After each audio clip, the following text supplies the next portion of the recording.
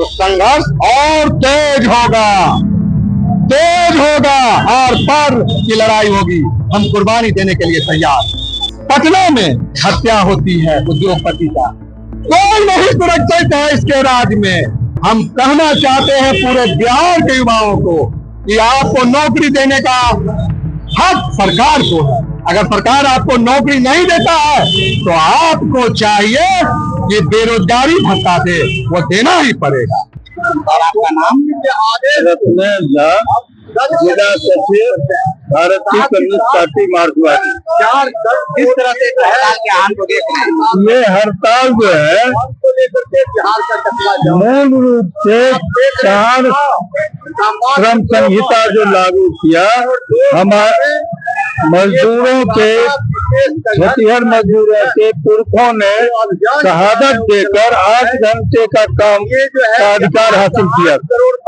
वो अधिकार जो है छीन ली है मोदी जी की सरकार ने और उसको 12 घंटे में तब्दील कर दिया। तो वो फिर ये पुरानी परंपरा में ले जाना चाहते हैं, इसीलिए श्रम संगठनों ने हड़ताल किया और हम लोगों ने समर्थन किया। लेकिन इसी बीच चुनाव जब जब होता है, चाहे राज्य का हो या केंद्र का हो, तब ये सरकार एक में एक हत्याएं करवाती। और इस बार इसने पहलगांव हत्या करवाई। पहलगांव में आम पर्यटकों की हत्या करवाई और हत्या करवाने के बाद ऑपरेशन सिंदूर चलाया, घर घर सिंदूर बांटने लगा। जब वहाँ वो फेल कर गया तब भारत सरकार ने, क्योंकि बिहार में चुनाव है तो चुनाव में हर हालत में वो हार रहे हैं, ये देख के चुनाव आयोग के सहारे ये उन मतदाताओं का नाम जो उनको वोट नहीं देंगे, वोटर लिस्ट पर छापने के लिए एनआरसी लागू कर रहे हैं। और लागू क्या कर रहे हैं? अभी आपको सीपीआई के जिला सचिव ने कहा कि उनका एजेंट बीजेपी का कार्यकर्ता उनका एजेंट बना हुआ। अब ये बीजेपी में एक पन्ना प्रमुख होता है, वोटर लिस्ट का जो एक पन्ना है उसमें तो 65 गो 60 गो रहता है वोटर। तो वो सब वोटर को जानता है, 60 जब है तो वो जानता है कि कौन वोट हमको देगा कौन नहीं, जो उसको नहीं देगा उसको छांटने का काम करेगा। इस तरह से वो वोटबंदी का काम कर रहा है गरीबों के लिए। नोटबंदी में 79,000 करोड़ का घपला किया भारत सरकार ने और इस वोटबंदी में 2 करोड़ गरीब मजदूरों का नाम वो वोटर लिस्ट से हटाने की साजिश कर रहे हैं, जिसको हम लोग नहीं होने देंगे। यहाँ बिहार की जनता नहीं होने देगी और हम आर पार की लड़ाई लड़ेंगे। इसकी ये शुरुआत है।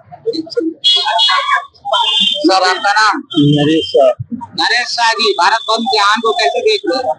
हाँ, बहुत जुल्म कर रही है केंद्र सरकार, इसलिए हम लोग नेताजी को समर्थन करते हैं। और केंद्र सरकार को गलत नीति, बुरी नीति, जन जन की कूटनीति को विरोध के लिए आज हम लोग सड़क पर बैठ गए हैं धरना लेकर।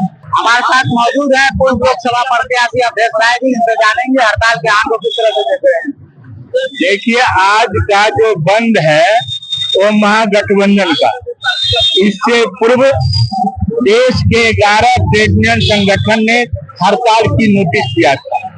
महागठबंधन उसका समर्थन किया, लेकिन इसी बीच में मोदी सरकार ने चुनाव आयोग का इस्तेमाल करके देश के अंदर वोट के बहाने एनआरसी का जांच शुरू करवा दिया, नागरिकता की जांच शुरू करवाया। इसका हमारा महागठबंधन, इंडिया गठबंधन विरोध कर रहा है। आपको जान के ताज्जुब होगा और लोग बताएंगे आपको, अभी अभी मुझे सूचना मिली भाजपा के लोग चुनाव आयोग का एजेंट बन के गाँव में पेपर बांट रहे हैं और उसका सर्वेक्षण वही करके चुनाव आयोग को देंगे। भाजपा के लोग चाहते हैं गरीब आदमी के पास पेपर नहीं होगा, उसकी पहचान नहीं होगी, आपका जाति प्रमाण पत्र नहीं दे सकेगा बाप का उम्र का प्रमाण पत्र नहीं देगा, दादा का नहीं देगा, उसका नाम छाटेंगे। और लगभग उनकी बनता है 2 से 2.5 करोड़ दलित, पिछड़ा, अल्पसंख्यक के मतों को काटे और बम्बई और दिल्ली का 420 से भी बड़ा 420 बिहार के अंदर करके फिर से सत्ता हासिल करें। ये साजिश है, हम इस साजिश को नहीं चलने देंगे। 2024 में लोकसभा का चुनाव हुआ, उस मतदाता सूची पर चुनाव करावे, नए मतदाता जो 18 साल की उम्र हुए हैं उनका नाम जोड़े और मतदान 2025 में मतदान करवाने का काम करे। अगर नहीं करेगा चुनाव आयोग, हम नहीं मानेंगे, किसी कीमत पर उनके इस सर्वेक्षण के साथ हम नहीं है। और यह लड़ाई आज शुरू हुई है, ये लड़ाई तब तक चलेगी जब तक मोदी की चमचागिरी चुनाव आयोग बंद नहीं होगा। प्रसाद भाकपा माले जिला सचिव बेगूसराय, राज्य स्थायी समिति सदस्य। किस तरह से देख रहे हैं भारत में इम्तिहान? आज ये मोदी सरकार और चुनाव आयोग के द्वारा जो वोटबंदी का आदेश दिया गया, हम इसको आदेश मानते हैं। और 4 फर्म कोड का जो मामला है, इसको हम रद्द करने की मांग करते हैं। आज चक्का जाम के जरिए हम रद्द करने की मांग करते हैं। ये जो 4 श्रम कानून, ये क्या है? ये इसमें 4 श्रम कोड कानून जो है, मजदूर को गुलाम बनाने वाला मोदी सरकार की नई श्रमिक नीति है। मजदूर का सारे अधिकार को खत्म कर दिया गया है। आज कल तक 8 घंटा काम, 1 घंटा जो आराम करता था, आज 12 घंटा काम करवाया जा रहा है मजदूर। आज मजदूर की जो वेतन है, सामाजिक सुरक्षा है, आज ये खतरे में है। इस लेकर ऐसे 4 श्रमिक कोड बिल को हम रद्द करने की मांग करते हैं। और साथ ही साथ आज आप देख रहे हैं, कल तक 2024 में पूरे देश का मतदाता सरकार का चुनाव किया। उस समय 2024 में मतदाता सूची चुनाव के समय में वैध और आज अवैध हो गया। कल तक परंपरा रहा देश में ये सरकार के मतदाता चुनता, आज सरकार जो है मतदाता को बिहार में चुनता। और ये बहुत बड़ा साजिश है। और 8 करोड़ मतदाता को ये संग सवार कर दिया। 11 जो सबूत मांग रहे हैं, जो मान्य सबूत है, आधार कार्ड है, मनरेगा कार्ड है, राशन कार्ड है, ड्राइविंग लाइसेंस है, ये सबूत को हम वैध घोषित करने की मांग करते हैं। और साथ ही साथ जो है, आज जो मताधिकार से वंचित करने का चुनाव है, जो मोदी सरकार का फैसला है, इस संविधान को बुनियादी ढांचा पर हमला कर रहा है, लोकतंत्र का हत्या कर रहा है। इस लेकर के आज बिहार का चक्का जाम है। अगर चुनाव आयोग ये अपने तुगलकी फरमान को इससे नहीं हटा, रद्द नहीं किया, तो आगे बिहार लोकतंत्र का अनुयायी रहेगा। इस लेकर आंदोलन तेज होगा और मोदी के शासन सत्ता को देश की सत्ता से बाहर कर सकते। आपका नाम? जी, मेरा नाम शंभू देवा हुआ। मैं ऑल इंडिया यूथ फेडरेशन का राज्य अध्यक्ष, राष्ट्रीय कार्यकारिणी सदस्य हूँ, सीपीआई का राज्य परिषद सदस्य। शंभू देवा जी, निर्वाचन आयोग के कार्यशैली पर महागठबंधन सवाल उठा रही है, वही जदयू जो है साइकिल रैली निकालकर जागरूकता अभियान चला रही है, आप किस तरह से? मैं ये बताना चाहता हूँ, सबसे पहले निर्वाचन आयोग के पास यह उनका अधिकार ही नहीं है किसी की नागरिकता को तय करना या किसी की नागरिकता को खत्म करना, उनके अधिकार में ही नहीं आता। और यह पीछे दरवाजे से मोदी अमित शाह के कहने पर एनआरसी लाना चाहता है, जिसका विरोध आप पूरे बिहार में आप देख रहे हैं, पूरे हिंदुस्तान में देख रहे हैं।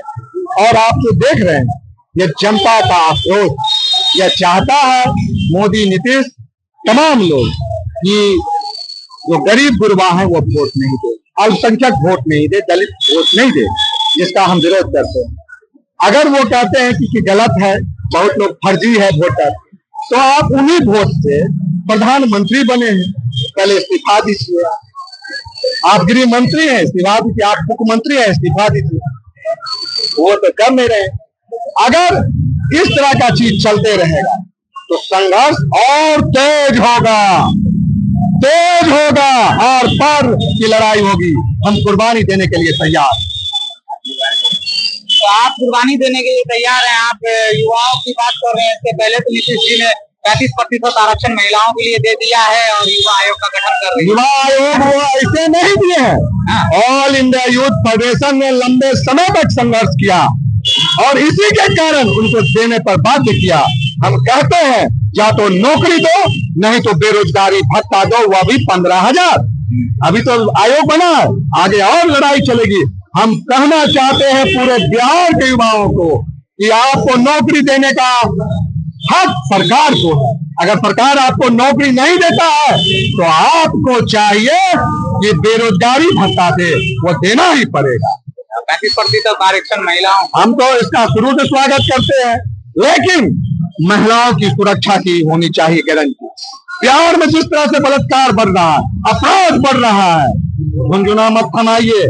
हम स्वागत करते हैं 35% का। आप देखे होइएगा कि अभी पटना में हत्या होती है उद्योगपति का, कोई नहीं सुरक्षित है इसके राज्य में। हर दिन कुछ ना कुछ घटना, आप अखबार उल्टा के देखिए, पलट के देखिए, तो आपको एक बड़ा सा मतलब कि अपराध जो बिहार में हो रहा है उसका मिलेगा। शराब बिक रहा है धड़ल्ले से, उस पर क्या बोलेंगे नीतीश कुमार? कमीशन पे चल रहा है, शराब माफिया से ये लोग कमीशन लेकर के फॉर्च्यूनर में घूम रहा है, पेजरो में घूम रहा है, मर्सिडीज में घूम रहा है, 1 मंजिला घर से 3 मंजिला बन रहा है, ये तो सब जान रहा है। कहने का मतलब है कि ये कुशासन नहीं कुशासन, ये तो दुशासन का राज है। इससे भ्रष्ट राज कुछ हो ही नहीं सकता है। इस सरी गरी सरकार को उखाड़ के फेंक देंगे हम लोग 2025 में। हम किस तरह से देख रहे हैं सियासी समीकरणों को? महागठबंधन विरोध में है वोटर संशोधन को लेकर, और जदयू जो है जागरूकता रैली निकाल रही है। युवाओं के लिए आयोग का गठन हो रहा है, महिलाओं को 35% आरक्षण दिया जा रहा है, तब चुनाव के टाइम हो रहा है। समीकरण कैसे देखें? देखिए, युवा आयोग का अगर बात करें तो युवा आयोग के लिए ऑल इंडिया यूथ फेडरेशन लगातार संघर्ष कर रहा है, और बिहार के अंदर युवा आयोग अगर लागू हुआ है तो इसका हम लोग स्वागत करते हैं। और हम मोदी जी को कहते हैं कि पूरे देश के अंदर युवा आयोग बनाए, सिर्फ बिहार के अंदर ही नहीं बल्कि पूरे देश के अंदर युवा बनाए। अभी जिस सवाल पर आज पूरे बिहार के अंदर, पूरे देश के अंदर बंदी है, वो 3 सवाल है। सबसे पहला जो जनरल सवाल है, मतदाता गहन पुनरीक्षण अभियान। आपको पता होगा कि सरकार ने, और खास करके सरकार को ये डर सता रही है कि इस बार बिहार विधानसभा चुनाव में इस बार नीतीश जी और मोदी जी की डबल इंजन सरकार टिकने वाली नहीं है।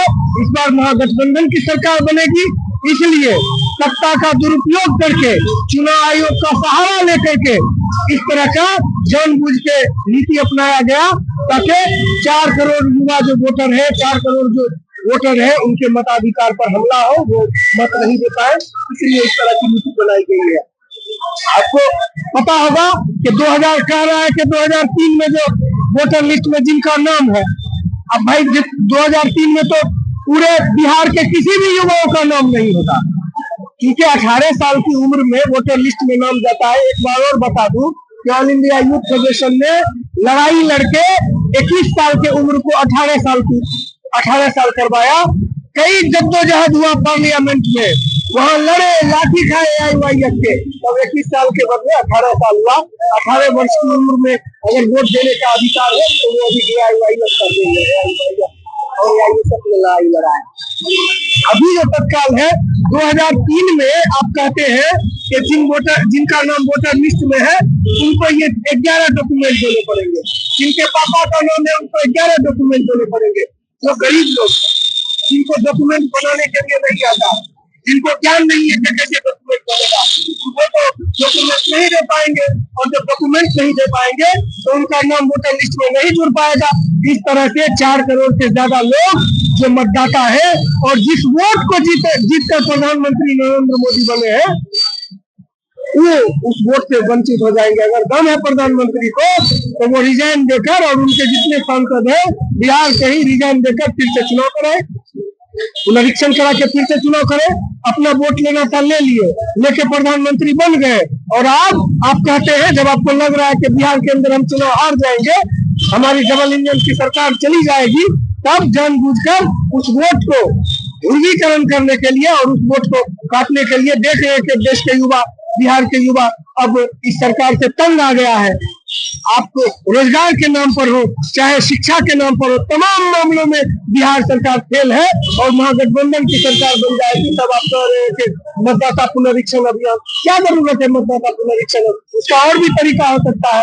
आप कहते हैं आपने ही आधार कार्ड को सब कुछ बोला था कि जो चीज है आधार कार्ड ही है, बैंक में आधार कार्ड लिंक करो, नंबर में आधार कार्ड लिंक करो, पैन कार्ड में लिंक आधार कार्ड लिंक करो, स्कूल में आधार कार्ड लिंक करो, कॉलेज में आधार कार्ड लिंक करो। और आप जो अभी मतदाता जागरूकता अभियान कर रहे हैं उसमें कह रहे आधार कार्ड के, क्या मतलब है? ये जानबूझकर आप चाहते हैं कि यहाँ के युवा परेशान हो और परेशान होकर मतदाता नहीं बने और ताकि सरकार को फायदा हो। दूसरा सबसे बड़ा सवाल है, ये तो मतदाता सूची ग्रहण अभियान वाला मामला है। दूसरा सबसे बड़ा सवाल है बरौनी कानपुर पाइपलाइन का। बरौनी कानपुर पाइपलाइन हो, बरौनी रिफाइनरी हो, चाहे आपको फर्टिलाइजर हो, इन तमाम चीजों को जद्दोजहद करके वामपंथी और कांग्रेस वालों ने यहाँ पर लाया था ताकि यहाँ पर करोड़ों करोड़ कम से कम बेगूसराय के लोगों को रोजगार मिले। गिरिराज जी आए, लगातार उनका बैठकी रशियन हाउस में होने लगा और जिस वक्त उनका बैठकी रशियन हाउस में हो रहा था उस वक्त हम लोग सोच रहे थे आखिर क्या कारण है कि गिरिराज सिंह आते हैं, जनता से नहीं मिलते हैं, जिस जनता ने उनको वोट दिया क्षेत्र में नहीं जाते हैं, जिस जनता ने उनको वोट दिया, क्या बात है यार कि रशियन गेस्ट हाउस में बैठे हुए हैं। तब पता चला कि रशियन गेस्ट हाउस में बैठ के वहाँ के समीकरण को पता किए और बरौनी कानपुर पाइपलाइन को रिलायंस के यहाँ पे बेचवाने का प्लानिंग कर दिए और सरकार ने आदेश दे दिया कि बरौनी पाइपलाइन को रिलायंस के यहाँ पे बेचो और पटना स्थानांतरण करो। इसके विरोध में भी आज ट्रेड यूनियन वाले धरना प्रदर्शन कर रहे हैं और बिहार बंद का ऐलान किए हैं, देश को बंद करने का ऐलान किए हैं। तीसरा, आप शामो पुल का ले लीजिए।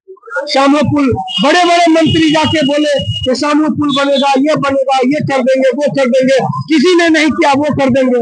पता चला शामो पुल भी स्थानांतरण हो गया, कहाँ लेके खजरा, कहाँ वीरपुर खजरा, कहाँ लेके चल गया, शामो पुल भी नहीं बनेगा। तो इन तमाम चीजों में दूसरी बात है, नई शिक्षा नीति 2020 लागू किया जिसमें 3 साल के बदले 4 साल का सेमेस्टर सिस्टम कर दिया और तमाम सेमेस्टरों में बच्चों को पैसे देने पड़ते हैं। पहले 3 बार एग्जाम देने पड़ते थे, फर्स्ट पार्ट 1, पार्ट 2, पार्ट 3, पहले 3 बार परीक्षा फॉर्म भरना पड़ता था, पार्ट 1, 2, पार्ट 3।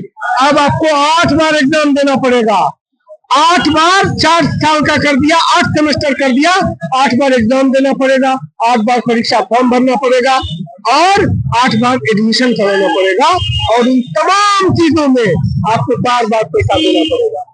जो ग्रेजुएशन 4 से 5 हजार के अंदर हो जाया करता था, अभी आपको 30 से 40 हजार में वो ग्रेजुएशन करना पड़ता है।